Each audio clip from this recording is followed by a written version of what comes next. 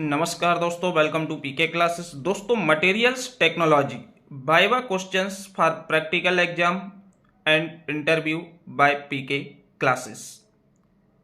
आज हम material technology से संबंधित कुछ महत्वपूर्ण प्रश्न जो अक्सर हमारे प्रैक्टिकल में साथ ही दोस्तों इंटरव्यू वगैरह में पूछे जाते हैं। तो आइए दोस्तों देखते हैं viva questions on materials technology.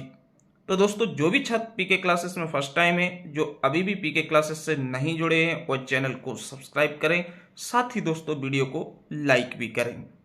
तो क्वेश्चन फर्स्ट क्वेश्चन क्या है, सबसे पहले हम इसको जानेंगे, साथ में इसके 60 आंसर को भी देखते चलेंगे। पहला आपका क्वेश्चन है, what is crystalline and amorphous material. Crystalline and amorphous materials क्या होते हैं? तो सबसे पहला क्वेश्चन वाइवा में पूछा जा सकता है। तो क्रिस्टलाइन का मतलब क्या है? क्रिस्टलाइन मटेरियल वह कहलाते हैं जिसमें पार्टिकल्स जो हैं वो अरेंज होते हैं किसमें? रिपीटिंग पैटर्न में। जब किसी भी ऑब्जेक्ट में, किसी भी मेटल्स में जो पार्टिकल्स का अरेंजमेंट है वो एक रिपीटिंग एंड सिस्टमेटिक पैटर्न में होता है, तो उसको हम बोलते हैं क्रिस्टलाइन मटेरियल्स। और इसका जो शेप होता है वो एक रेगुलर शेप होता है। लेकिन अमॉर्फस की जब बात आती है तो अमॉर्फस मटेरियल्स वो कहलाते हैं जिनमें पार्टिकल्स या एटॉम्स आर अरेंज्ड रैंडमली, या हम बोल सकते हैं इर्रेगुलर पैटर्न, या not arranged in repeating pattern, और उसका जो शेप होगा वो इर्रेगुलर शेप होगा। तो इसको बोला जाता है दोस्तों amorphous materials. Second, what do you mean by unit cell. Unit cell से आप क्या समझते हैं? ये हमारे क्रिस्टल स्ट्रक्चर से यूनिट सेल क्या होता है? तो यूनिट सेल जो है, यूनिट सेल एक स्मॉलेस्ट पोर्शन होता है क्रिस्टल लेटिक का, जो शो करता है 3 dimensional pattern of the inter crystal. Means जो आंतरिक क्रिस्टल होता है उसके 3 डायमेंशनल पैटर्न को जो शो करता है स्मॉल पोर्शन, उसको हम बोलते हैं यूनिट सेल। तो means unit cell is the smallest portion of a crystal lattice that show the 3 dimensional pattern of the inter crystal. ठीक। Third question is, what is difference between creep and fatigue. Creep and fatigue में क्या अंतर है? तो दोस्तों, creep and fatigue both are mechanical property, दोनों ही mechanical property हैं। तो क्रीप का मतलब होता है जब कोई स्लो डिफॉर्मेशन होता है under constant stress, high temperature with respect to time. Means ऐसा जहां पे धातुओं पे हाई टेम्परेचर पे और एक कांस्टेंट लोड या स्ट्रेस के ऊपर कोई भी शेप में परिवर्तन होता है, कोई भी डिफॉर्मेशन होता है, तो उसको बोलते हैं क्रीप। और क्रीप प्रॉपर्टी की स्टडी हम तब करते हैं जब हम इस तरह के पार्ट या कंपोनेंट डिजाइन करते हैं जो हाई टेम्परेचर पे वर्क करें और कांस्टेंट लोड। जैसे कि आपका आईसी इंजन का सिलेंडर हो गया, जहाँ टेम्परेचर हाई होता है, स्टीम टरबाइंस हो गए, स्टीम पाइप्स हो गए, फर्नेस वगैरह हो गए। तो जहाँ जहाँ टेम्परेचर ज़्यादा होता है और टाइम के रिस्पेक्ट में कांस्टेंट लोड पे यदि कोई भी चेंजेस आता है, उसके शेप साइज में कोई भी डिफॉर्मेशन होता है, दैट इज कॉल्ड क्रीप, उसको हम बोलते हैं क्रीप। फटिग, जब मटेरियल्स रिपीटेटिव स्ट्रेस या साइक्लिक लोडिंग के कारण फेल होता है या टूटता है, तो दैट इज कॉल्ड फटिग। ये भी हमारी मैकेनिकल प्रॉपर्टी है। फोर्थ क्वेश्चन आपका जो है, फोर्थ क्वेश्चन में व्हाट इज हार्डनेस। हार्डनेस को आप कैसे डिफाइन करेंगे और कौन कौन से हार्डनेस टेस्ट होते हैं? तो हार्डनेस जो है यह मटेरियल या मेटल्स की प्रॉपर्टी है which resist indentation, penetration and scratching. Hardness, it is the property of metals which resist indentation, penetration and scratching।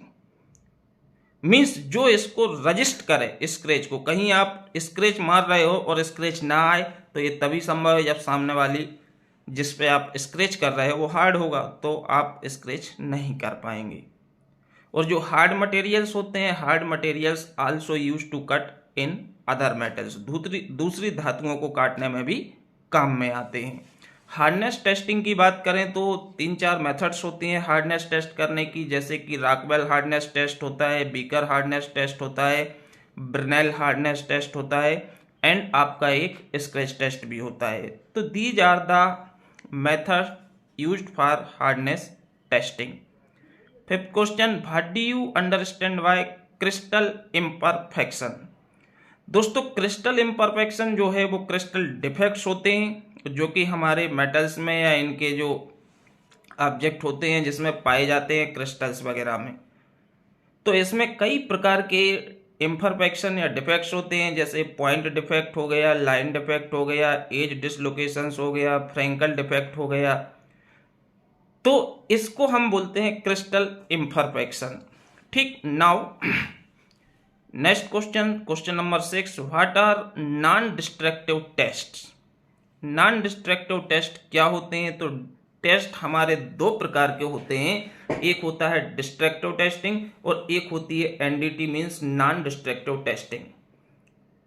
Destructive test वह कहलाते हैं जिसमें जिस ऑब्जेक्ट के ऊपर हम जो टेस्ट कंडक्ट करते हैं उसमें ऑब्जेक्ट आपका डैमेज हो जाता है या ब्रेक हो जाता है और उसको हम फर्दर यूटिलाइज नहीं कर सकते हैं, जैसे कि tensile test, compression test, bending test. ये जो हमारे टेस्ट हैं, शेयर टेस्ट, ये हमारे टेस्ट होते हैं डिस्ट्रक्टिव टेस्ट। अब यहां बात आती है नॉन डिस्ट्रक्टिव। तो नॉन डिस्ट्रक्टिव टेस्ट में क्या होता है, जो मटेरियल्स है वो हमारा क्या है, लॉन्ग टाइम तक हम उसको यूज कर सकते हैं।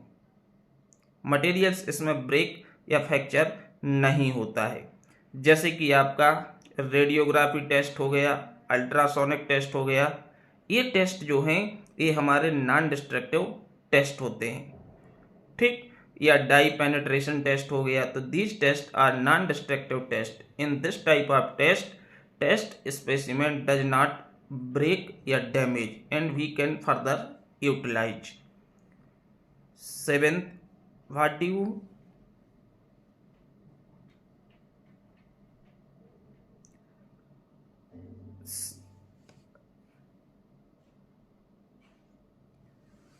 सेवेंथ नंबर का क्वेश्चन है, what do you mean bye eutectic, eutectoid and peritectic. अब मटेरियल साइंस में यदि हम आयरन कार्बन इक्विलिब्रियम डायग्राम की बात करें तो इसमें अक्सर हमारे ये 3 रिएक्शंस हैं जो कि आते हैं। तो सबसे पहले आता है यूटेक्टिक,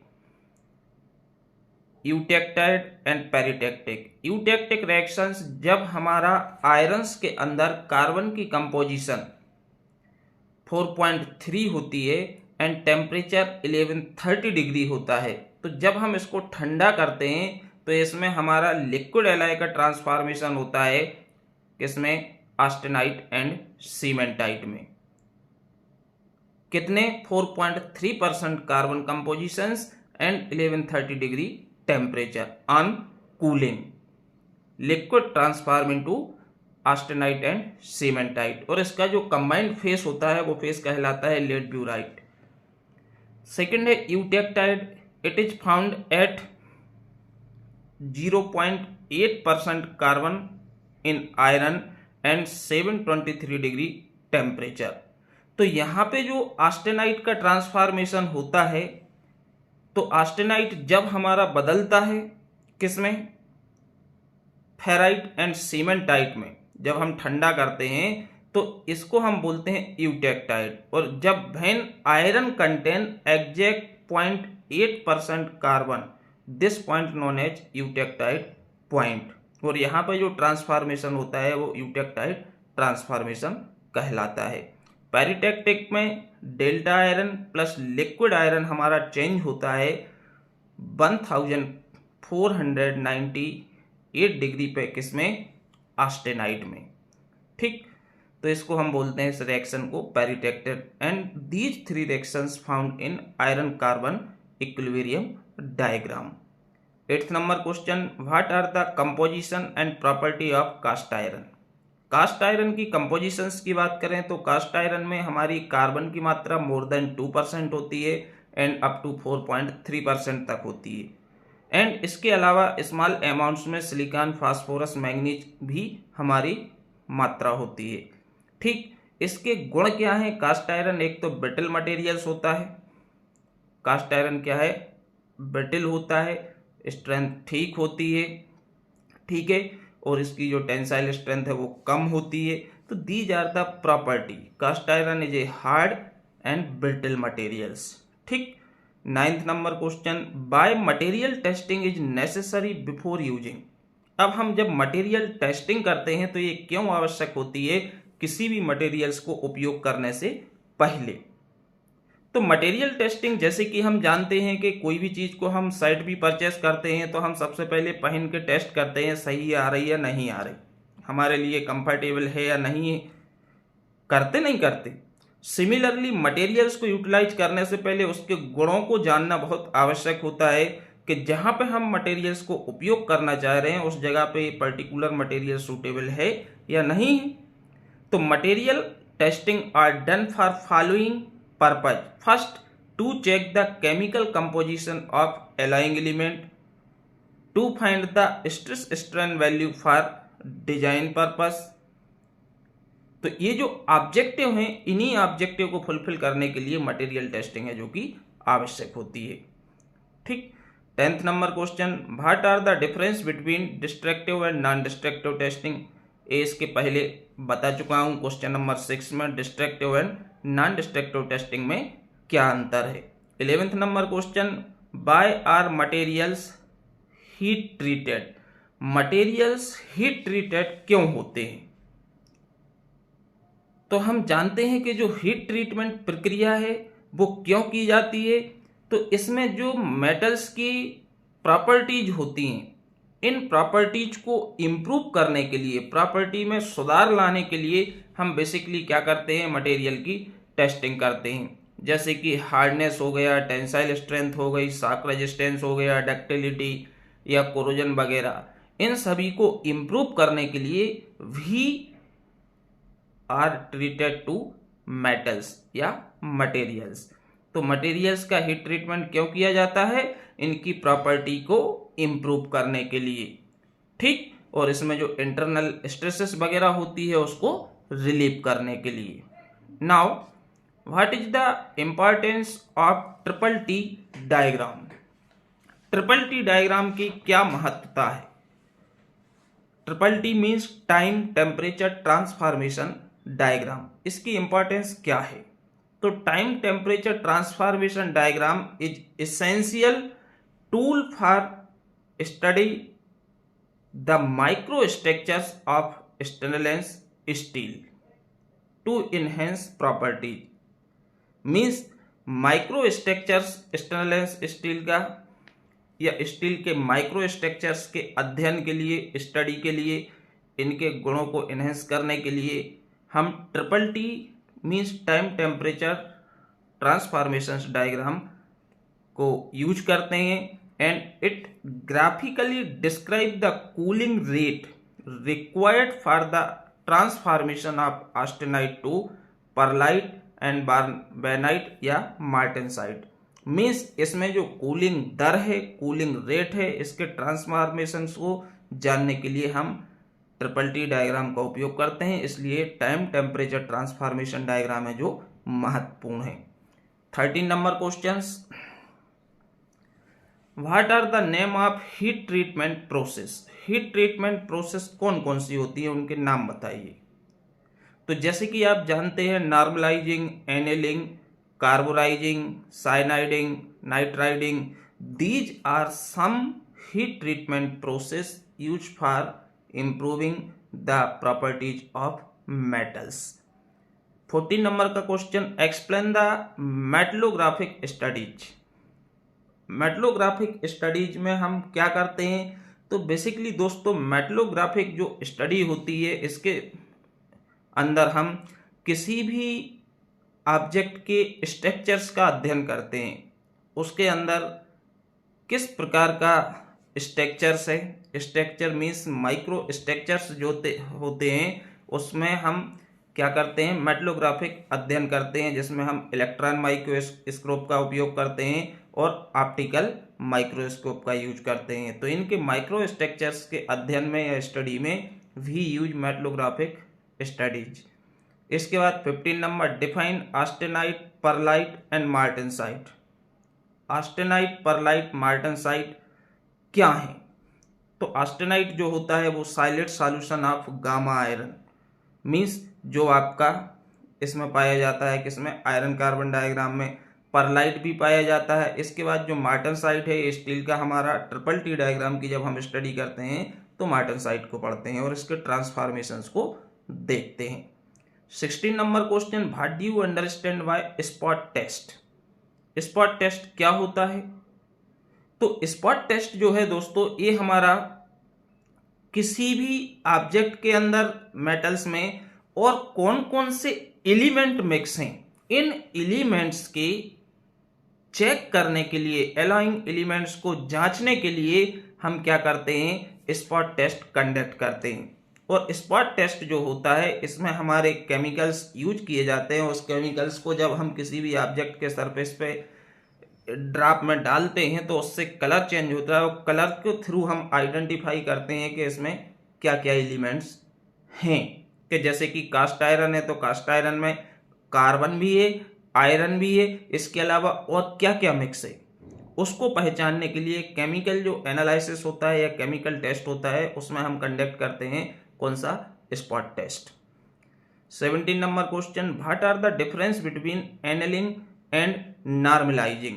एनेलिंग एंड नॉर्मलाइजिंग में क्या अंतर है? तो जो हमारी एनेलिंग एंड नॉर्मलाइजिंग है, तो annealing normalizing allow the materials to cool at controlled rate in a furnace, ठीक। जबकि ये क्या है, एनेलिंग। और normalizing allow the material to cool by placing in it room temperature. Means दोनों ही हीट ट्रीटमेंट प्रोसेस हैं, एक को कंट्रोल कंडीशन में ठंडा किया जाता है और एक को बाहर निकाल के हम रख देते हैं, तो जो वायुमंडल का तापमान है रूम टेम्परेचर पर ठंडा किया जाता है। तो दोनों की प्रॉपर्टी में काफी अंतर होता है। तो ये दोनों में बेसिकली क्या होता है, डिफरेंस होता है। मीन्स दोनों ही हीट ट्रीटमेंट प्रोसेस हैं, इनके कूलिंग रेट अलग अलग हैं। एक रूम टेम्परेचर पर ठंडी की जाती है वो नॉर्मलाइजिंग है, और एक कंट्रोल्ड कंडीशन में ठंडी की जाती है वो एनीलिंग है, ठीक। 18 number question, what are the name of crystal structures. Crystal structures में जैसे कि आपका बीसीसी क्रिस्टल स्ट्रक्चर होता है, एफसीसी क्रिस्टल स्ट्रक्चर होता है, एचसीपी क्रिस्टल स्ट्रक्चर होता है और एससी होता है। तो ये 4 प्रकार के जो क्रिस्टल स्ट्रक्चर्स हैं जो कि आपके पाए जाते हैं, जिन पे अक्सर हम क्रिस्टलोग्राफी और क्रिस्टल स्ट्रक्चर वाली यूनिट्स में स्टडी करते हैं। इसके बाद आपकी बात आती है 19 नंबर का क्वेश्चन है, जो कि what is a smart material. Smart materials क्या होते हैं? तो smart materials also known as intelligent या responsive material. Smart materials intelligent या रिस्पॉन्सिव मटेरियल्स होते हैं जो अपने गुणों को चेंज कर सकते हैं या क्विक रिस्पॉन्स करते हैं। जैसे कि कोई मेटल्स है, उसको थोड़ी सी हीट मिलेगी तो वो चेंज हो जाएगा, अपने फेस को बदल लेगा। तो इस प्रकार के जो मटेरियल्स आजकल हमारी न्यू इसमें यूज हो रहे हैं न्यू टेक्नोलॉजी में, उनको हम स्मार्ट मटेरियल्स बोलते हैं, इंटेलिजेंट मटेरियल्स बोलते हैं, जो जिनके अंदर एक से ज़्यादा गुण होता है और ये सिग्निफिकेंटली चेंज हो जाते हैं व्हेन प्रेशर टेम्परेचर इंक्रीज और डिक्रीज। तो मीन्स वो सेंस कर सकते हैं, सेंस मतलब बदल जाएंगे। तो इस प्रकार के धातु मटेरियल्स को स्मार्ट मटेरियल्स या शेप मेमोरी एलॉय बोला जाता है। लास्ट क्वेश्चन है, what is in alloy. Alloy क्या होता है? एलॉय मतलब substance which is form by mixing more than one element. Means ऐसा कोई भी मेटल्स या सब्सटेंस जो एक से ज्यादा एलिमेंट के आपस में मिक्स करने से बनता है तो उसको हम क्या बोलते हैं, एलॉय। जैसे iron and carbon alloy, steel यदि 0 से 2% तक कार्बन प्रेजेंट है आयरन के अंदर तो वो स्टील है, तो वो आयरन एंड कार्बन एलॉय है। कॉपर एंड जिंक एलॉय है। तो means these are the alloy which is form by the combination of more than 1 elements. Okay, I hope आप समझ गए होंगे। These are the some important questions for your practicals and interviews. Video देखने के लिए आप सभी को बहुत बहुत धन्यवाद। Thank you.